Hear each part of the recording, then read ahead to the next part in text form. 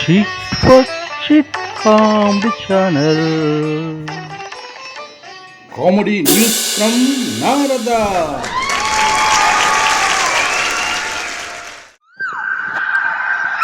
సినీ ప్రియులకు కామెడీ ప్రియులకు స్వాగతం సుస్వాగతం. ఈరోజు మన టాపిక్ ఓజీ.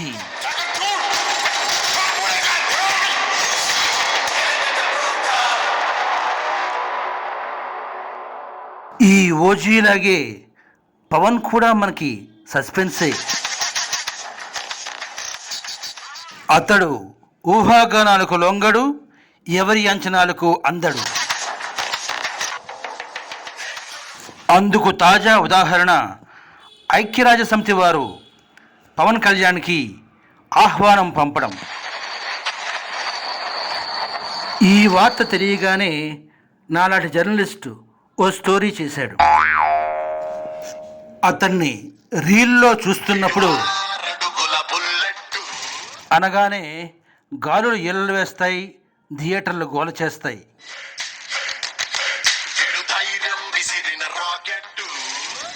అనగానే యువత నాడులు నాట్యం చేస్తాయి, నరాలు ఉప్పొంగుతాయి. ఈ స్టోరీ చూస్తున్న ఓ ప్రేక్షకుడు చికాకు పడ్డాడు. ఏహే ఆపు సొల్లు, నువ్వు చెప్పాల్సిందేటి? ఐక్యరాజ్య సమితి పవన్ కళ్యాణ్ని ఎందుకు ఆహ్వానించింది? అక్కడ జరగబోయే సమావేశం ఏంటి? దానికి మన హీరోకి సంబంధం ఏంటి? చెప్పడం అనేసి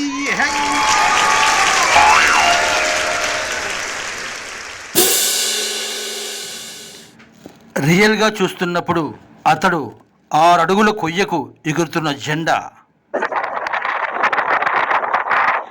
అతడొక విశాలమైన అడవి, అతడొక బలమైన పిడికిలి.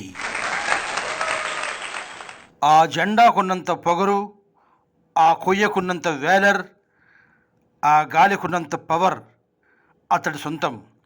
అతడే పవర్ స్టార్ పవన్ కళ్యాణ్.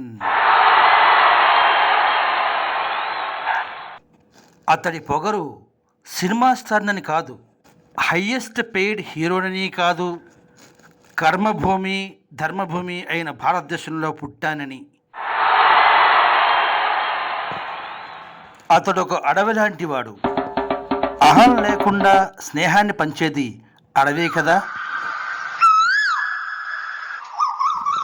అతడొక బిగిసిన పిడికిలి. శత్రువుపై ద్వేషం లేకుండా పోరాడే సాధకుడు కదా మరి. కోట్లాది మందికి అతడంటే ప్రేమ. అతడికి మాత్రం మట్టి అంటే ప్రేమ, ప్రకృతి అంటే భక్తి. ఎందుకు? మనుషులు వస్తూ పోతూ ఉంటారు, మట్టి మాత్రం శాశ్వతం. ఈ తాత్విక సత్యం తెలుసేమో, లేదా మట్టి లేకపోతే మానవ మనుగడే లేదు అని చాటి చెప్పడానికేమో.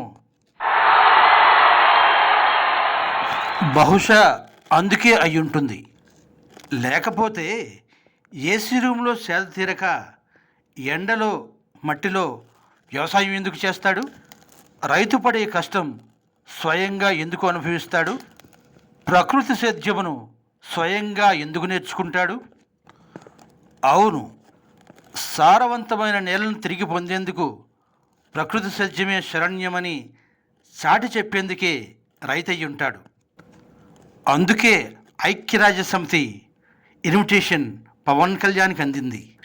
పర్యావరణ పరిరక్షణ అంశం మీదే ఐక్యరాజ్యసమితి అమెరికాలో ఈ సమావేశం నిర్వహిస్తున్నది.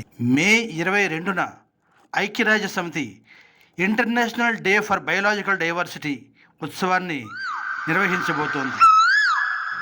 అంటే జీవ వైవిధ్యం యొక్క అవసరం ఏమిటి, దీనిని గురించి ప్రసంగించడానికే పవన్ కళ్యాణ్కి యుఎన్ఓ ఇన్విటేషన్ అందింది.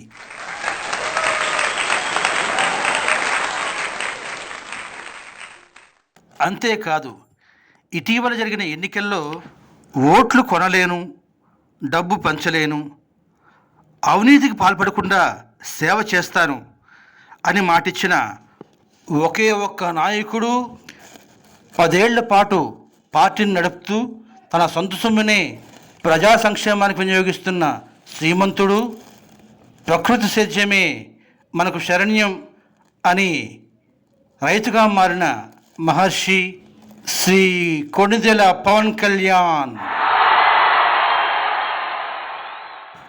ఇవన్నీ మనం గుర్తించకపోయినా ప్రపంచం గుర్తిస్తుందన్నమాట. అందుకే ఈ ఆహ్వానాలు, సత్కారాలు.